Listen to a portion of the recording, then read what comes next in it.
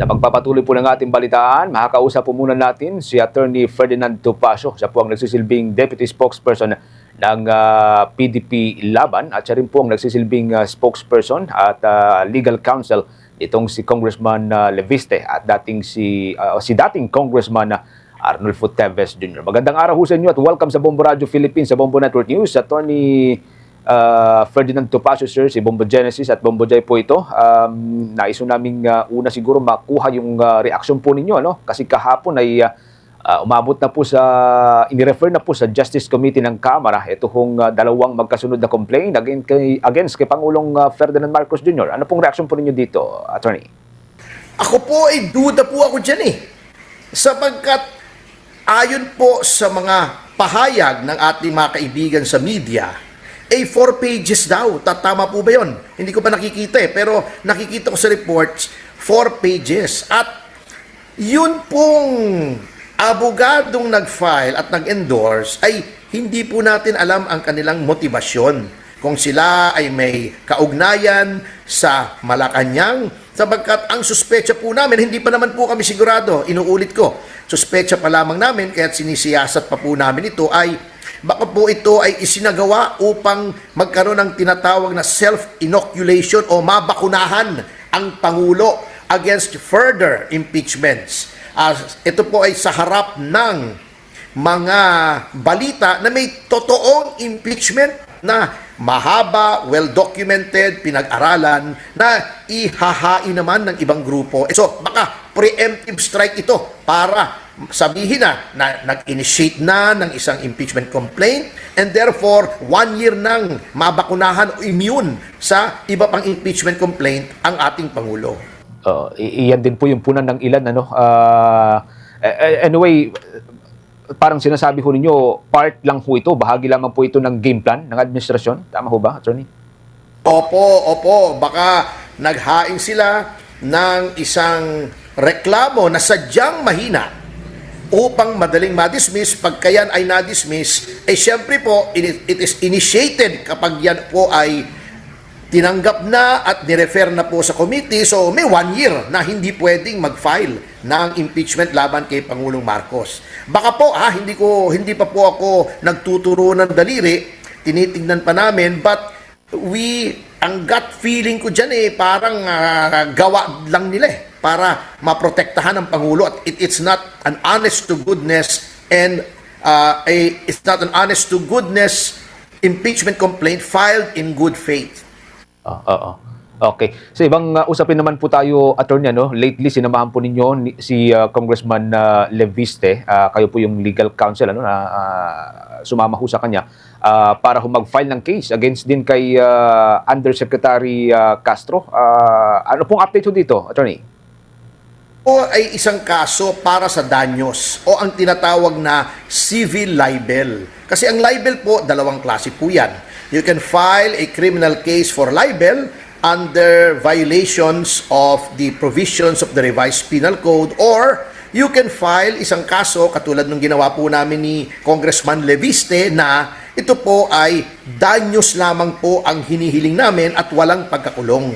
Ito po ay sa ilalim ng Article 33 ng Civil Code, ng ating Kodigo Civil at mga related na mga articles na nagsasaad na kapag ikaw ay nanirang puri o kaya nanloko o kaya nanakit, pwedeng sa halip or kasama sa isang kaso kriminal ay isang criminal case na independent civil action na ito ay uusad ng independent doon sa criminal action. So yun po ang nature nitong aming inihain sa RTC po ng Balayan, Batangas, kung saan po sakop noong territorial jurisdiction ng Regional Trial Court na yon ang tahanan ni Congressman Leviste, which is sa Calatagan po. Pero saan po nag-ugat yung pong kasong ito, Attorney? Yung particular na insidente? Ito po ay yung kanyang isang vlog na may petsang January 10, kung saan, kung ano-ano pong sinabi niya laban kay Congressman Leviste na ito daw ay nagbenta ng prangkisa, na ito ay labag sa batas, meron pang mga insinuation o mga pahiging o pag-iintriga na ginamitan ng impluensya yung pagkakuha ng prangkisa. Ito po yung para sa amin ay nakakasira po sa reputasyon ni Congressman Leviste bilang isang negosyante na maayos po ang reputasyon. In fact, he is the country's youngest billionaire as far as we know.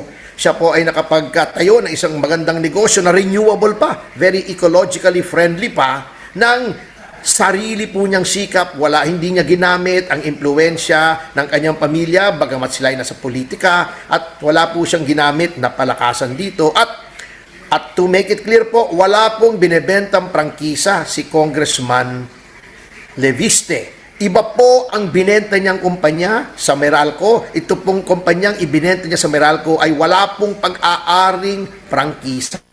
Diyan po nag-fake news si Auntie Claire at diyan po namin siya idinimanda. Okay. Panghuli na lamang on my part, bago natin ipasa kay Bombojay. Maliban kasi kay Undersecretary Castro, attorney, nauna rin pong sinabi ni Ombudsman Remulla na iimbestigahan din po ng Office of the Ombudsman, ng Solar Philippines, na siyempre connected po kay Leviste. So, magpa-file din ho ba kayo ng kaso against kay Ombudsman Remulla, attorney? I-distinguish po natin si Ombudsman Remulla kay Auntie Claire, or kay Yusek Claire Castro. Si Auntie Claire po ay hindi naman siya puno ng isang investigative agency. Siya ay presidential spokesman. So she has no business saying that. Eto po, kung paninirampuri man yung kay Ombudsman Remulla, mamarapatin po namin na kung mayroong investigasyon dito, ay doon po namin muna sasagutin sapagkat ang paniniwala po namin ay walang jurisdiksyon ang ombudsman para imbestigahan po to because these are transactions between private corporations. Wala pong prangkisa involved dito at etong mga transaction pong ito ay inimbestigahan na, sinuri, kinilatis by two agencies, yung Philippine Stock Exchange na self-regulating board o grupo ng mga publicly listed na mga korporasyon at ng Securities and Exchange Commission, which is the watchdog ng ating pamahalaan para sa mga pribadong korporasyon. Ngayon, kung meron pong problema rito, sana po ay na-flag na o nasita na po si Ginoong Leviste o ang kanyang kumpanya, yung SP New Energy Corporation, by the Philippine Stock Exchange and the Securities and Exchange Commission. The fact na ito po ay pinahintulutan pagkatapos ng masusing pagsisiyasat kung ito ay legal o hindi, means to say that there is nothing wrong dito po sa bentahang ito. Okay. Bombojay, with your questions? Okay, attorney, lately po na-dismiss po yung kaso sa isa ninyong kliyente na si dating Representative Arnolfo R.D. Teves. Ano po yung tungkol dito, attorney? Bakit nananatili pa rin itong nakakulong? Ito po yung di umano'y pagpaslang ni Ginoong Teves sa isang dating bokal or provincial board member ng Negros Oriental na nagngangalang Michael Dungog. Ito pong kasong ito ay naimbestigahan na po ng prosecution sa provincial level noong 2019 at napawalang sala na po si Ginoong Teves. Ngayon, noong siya ay naging kritiko ng gobyerno ay binuhay bigla. At ito nga po, inihain sa hukuman kung saan ngayon ito po ay napawalang bisa o naabsuelto po si Ginoong Teves upon the filing of a demurrer to evidence. Pero yung iba pa po bang kaso, attorney, patuloy pa rin po bang nakabinbin sa korte?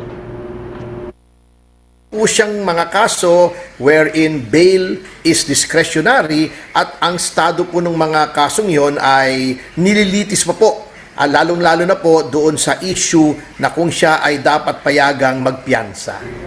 At naisip po namin malaman nyo, any update po ba on the Digamo case, attorney? Wala pa po. Ito po ay kasalukuyan pong aming nililitis nga yung petition for bail na tungkol po kay dating Congressman Arnolfo Teves. So yun po ang latest doon. Yung isa naman po ay patuloy pa rin po ang paglilitis.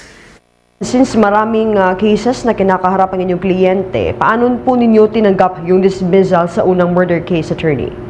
Katulad din na rin po ng aking inihayag doon sa aking opisyal na pahayag, ito po ay nagpapakita lamang na ang mga inihahaing mga kaso laban kay Congressman Arnolfo Teves ay mga gawa-gawa lamang po, mga fabrications at mga kaso na ang intensyon ay hindi naman magkaroon ng katarungan kundi upang gipitin at pahirapan ang isang kritiko ng pamahalaan na kitang-kita naman po natin ang pattern ng kasalukuyang administrasyon na kapag ikaw ay naging kritiko o pinuna mo yung maling mga palakad nila, ikaw ay kakasuhan.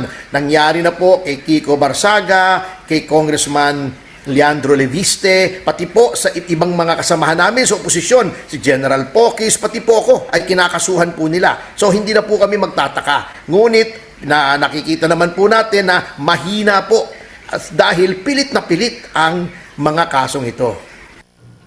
Attorney Bombo Jen. Okay. Thank you for joining us, Attorney. Hanggang sa mga susunod na kayo po makausap namin sa Bombo Radio Philippines sa Bombo Network. Ingat po kayo, Attorney. Thank you for the opportunity. Maraming salamat po. Mabuhay and God bless. Mabuhay ho kayo. Si Attorney Ferdinand Topacio Magakabubo ang nagsisilbing Deputy Spokesperson ng PDP Laban. Siya rin po ang nagsisilbing Legal Counsel ni Congressman Leandro Leviste at dating Congressman Arnie Teves Jr. For the most trusted source of news and information, visit our website at www.bomboradio.com. Follow us on Bombo Radio mobile app, Facebook, YouTube, TikTok, and X, formerly Twitter. Like, share, and stay connected. Anytime, anywhere.